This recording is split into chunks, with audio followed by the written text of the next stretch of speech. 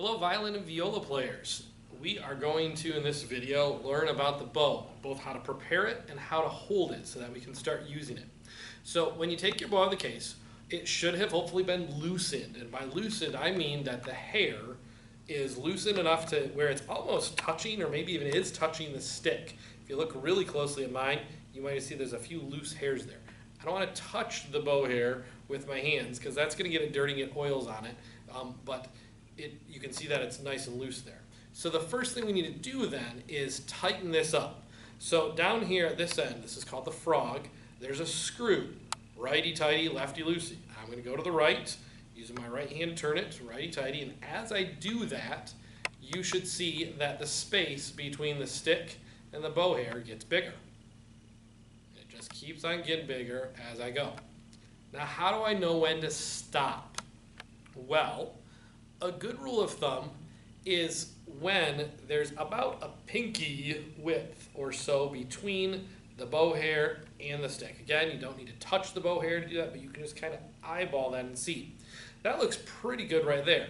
You'll notice too that the stick of my bow is still smiling just a little bit, right? If I tighten this too far, let me go ahead and show you what could happen.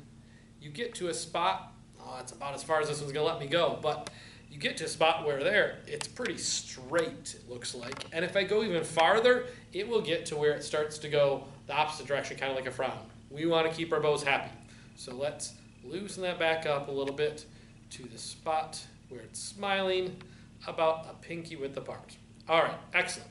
Now, we have in our case, you should have this little block of rosin. Probably looks a lot like this one. This is really just hardened tree sap that we put on the hair of the bow to make it sticky so it grabs the strings.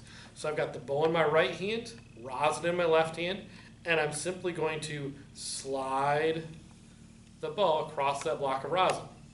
And I can go both down and up. A good rule of thumb is that you might want to do this maybe 9 or 10 times, 9 or 10 swipes going up and down.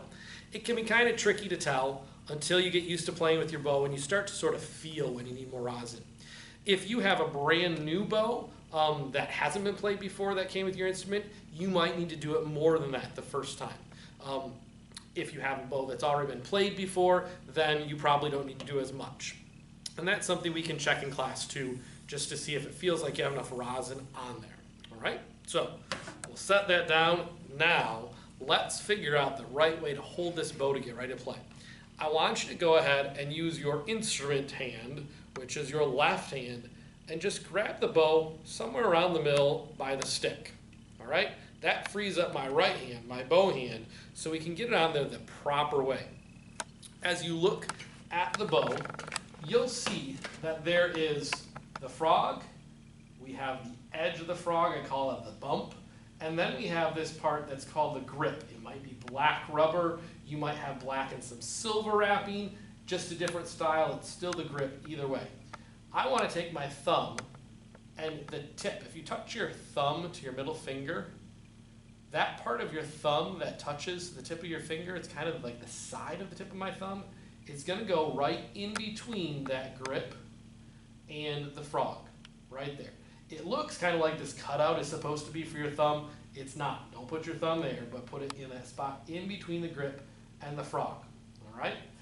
From there, I'll turn back around so you can see the front side. I'm just going to take my fingers and pretty much just let them flop over top, okay? That's a pretty good bow hand, except I need to do one more thing, and that is to take my pinky, and I'm going to just bring it up so it rests on top of the stick. That also is going to then take my whole hand and kind of angle it a little bit toward my pointer finger, all right? At this point, if we want to check everything, we've got the pinky on top. You can even tap that a little bit to make sure that it's nice and relaxed.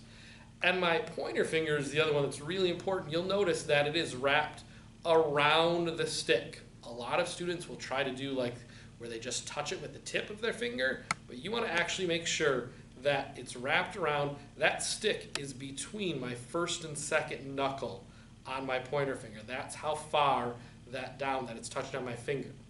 My other two fingers are really just resting there hanging out. For me, my middle finger usually ends up touching that silver part where the hair goes into the frog. That's called the ferrule.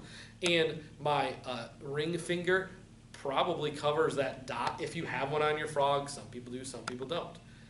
So there is my basic bow hand.